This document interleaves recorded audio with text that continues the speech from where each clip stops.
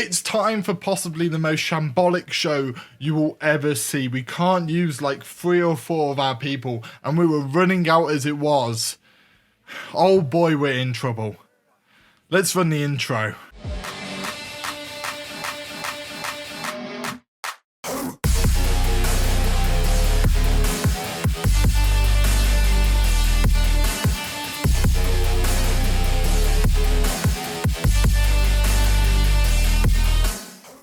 Hello everybody, my name is Bragster and welcome to Tag Team Turmoil, where, as I've already mentioned, we're in a lot of trouble. If I go over to our roster, Sasha Banks vetoed, Naomi vetoed, and Chad Gable, all of which vetoed. The only positive, possibly, is the fact that none of them are the champions, meaning that if we want to really just bump up ratings for the sake of bumping up ratings, we can put some championship matches on, but we are down to our bare bones. We might need to sign some people, but we have no money either. We're in a lot of trouble, to say the least, and oh boy, what's my commissioner goal for today? My commissioner goal is to book my least popular available star for a match this week. I might not have a choice. I genuinely might not have a choice. Like, we've got 4 matches, 3 promos to fill. Like, this is going to be next to impossible. Let's look at a few of the free agents. Like, as you see, there's likes of like Drew McIntyre and stuff which we can't get anyway that are worth absolutely loads. Tucker would have been brilliant, but he's too much money. But then you're looking at Marcel Barthel, who we could have got permanently. But I'm looking at the likes of Fabian Eichner, Danny Burch. 50 grand might just be enough to save us. Might just be enough. As I mentioned before, we need more women, but unfortunately, if there is not a single woman we can buy on that list. And in the Legends list, I can't imagine there'll be many that were in tag teams. As I said, Beth Phoenix, you could possibly argue the most recent appearance that she did make was in a tag team, so maybe we can make a case for Beth Phoenix. If we were to get a legend on the women's side, let's say Beth Phoenix, right? But even then, 79,000, it's cutting it fine with money, to say the least. So, and this is our go-home show, remember. This is our go-home show for WrestleMania Backlash. So we need to put on a good show and we need to progress these rivalries. But I'm not sure we're going to be able to do it.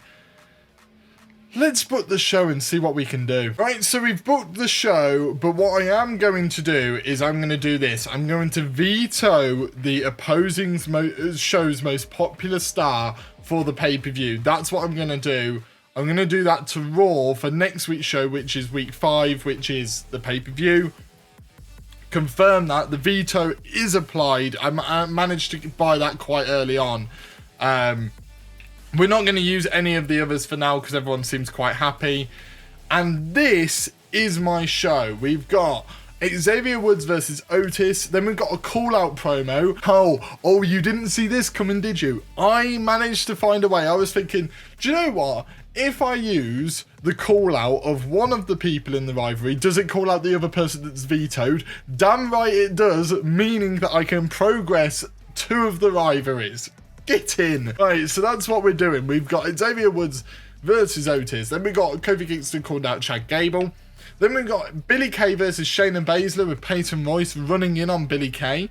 Running in on Shayna Baszler. Jesus Christ. Then we got Fabian Eichner. Brand new Fabian Eichner. I understand the situation is that I bought him and I have absolutely no use for him this week.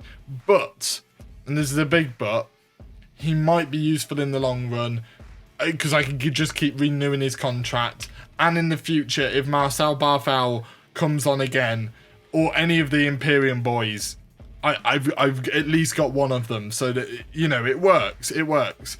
So then I've got Ivar versus Riddle in the mid card. Then I've got Natalya calling out Sasha Banks. And the main event, a tables match between Randy Orton and Erik of the Viking Raiders. It's a very weak show. I understand it's a very weak show. It's a very heel-heavy show as well. But we're managing to do it. We're scaving through. We're just slowly riding through this wave of what we were just put through this week. So And if you look at our show logistics, we managed to basically do the one that's more expensive for everything. But we do completely optional goals of a lot of them, apart from the Capital Wrestling Centre. But I want the money from the tickets. That's literally what I want, so that's what I'm going to do. But without further ado, let's get into the show. So here we go, the weakest show in human history.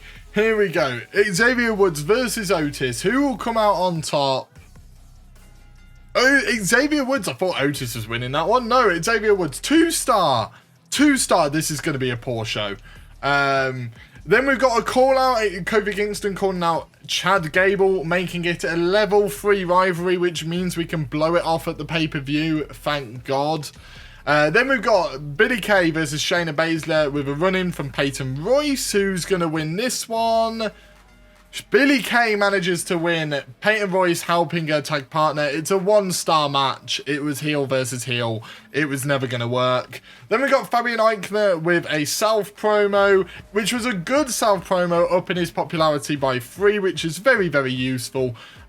When we decide to use him maybe after the pay-per-view. We might put him in a promo spot at the pay-per-view as well. Then our other mid-card match, which is Ivar versus Riddle. This actually might be better than the opener. I might have mucked up here.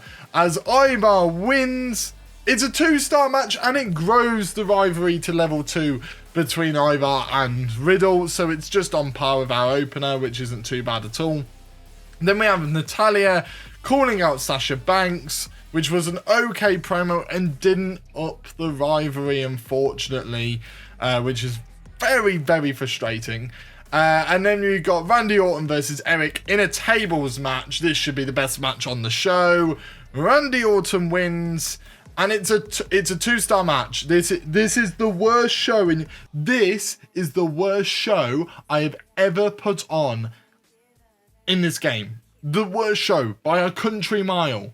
They have completely boned me. Right, I've got to hope Raw muck this up. I really, really do. The opening contest, Omos and Cameron Grimes versus Pete Dunne and Apollo Crews. What's it going to be? Apollo Crews and Pete Dunne win the Tag Team Championships in a 4-star main event, and it's a level 4 rivalry. I hate them so much. Then we got Damian Priest in a South promo, which he gains 3 popularity. Then we got John Cena versus Roderick Strong in a normal match in the mid-card. Roderick Strong actually beats John Cena in a 3.5-star match. We're getting absolutely destroyed. It's a level 4 rivalry as well. They're going to be able to blow a lot of these off. Austin Theory calling out Damian Priest. It's a good promo. Then we got Indy Hartwell and Lacey Evans versus Rhea Ripley and Becky Lynch. What will this end up being? Becky Lynch and Rhea Ripley win. It's a 3-star match. Their mid-card's better than any of our matches. And then we got R-Truth versus Brock Lesnar for the World Heavyweight Championship. Brock Lesnar wins the match in a 4.5-star match. We're going to die. It's a level 3 rivalry, which means they can blow off every single rivalry at the pay-per-view. They have completely destroyed us. Like, there is no questions asked. They have completely destroyed us this week. That is an embarrassing week for us. How many fans do we gain? We gained 67,000 fans, which isn't too bad, actually. But we only gained 38,000 money. Oh, this is so difficult to gain money. I don't know why I'm finding it so hard to gain any money whatsoever. But this is, like, getting ridiculously difficult for me. Probably because I didn't end up with a good roster to begin with, so I'm noticing it a lot more.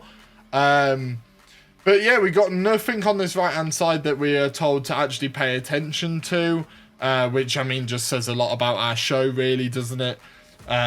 Big trouble here. And we do remain in the second ranking, of course we do.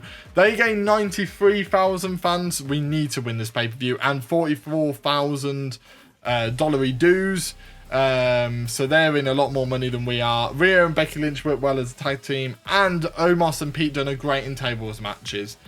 Oh, it's just going so well for them. It's just going so well for them.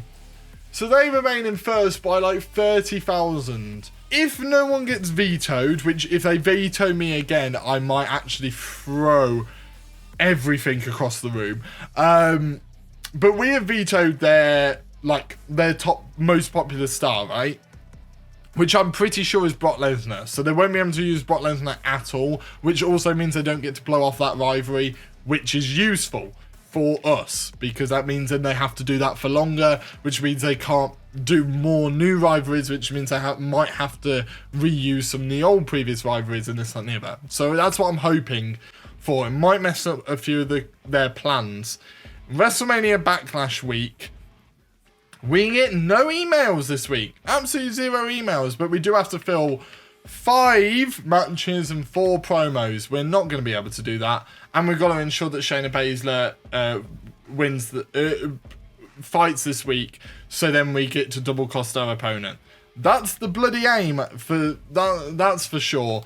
But yeah, and let's just make sure for definite. Yes, everyone's back. Thank God everyone's back. Jesus Christ. But yeah, that does bring an end to this episode of literally the most shambolic show you could have possibly put on my GM mode. Oh my God, we're in trouble. We've got to do well at this pay-per-view. Otherwise, we've got a lot of catching up to do. God help us. But if you have enjoyed it, make sure to hit that like button. And if you're new here, please do subscribe for more stuff like this. You do not want to miss WrestleMania Backlash. And I shall see all of you in the next video. See ya!